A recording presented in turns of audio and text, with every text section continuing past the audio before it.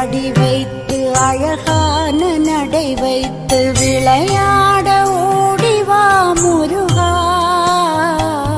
என்னோடு சேரவா முருகா. உன்னோடு சாய்ந்தாட உடலிங்கு தள்ளாட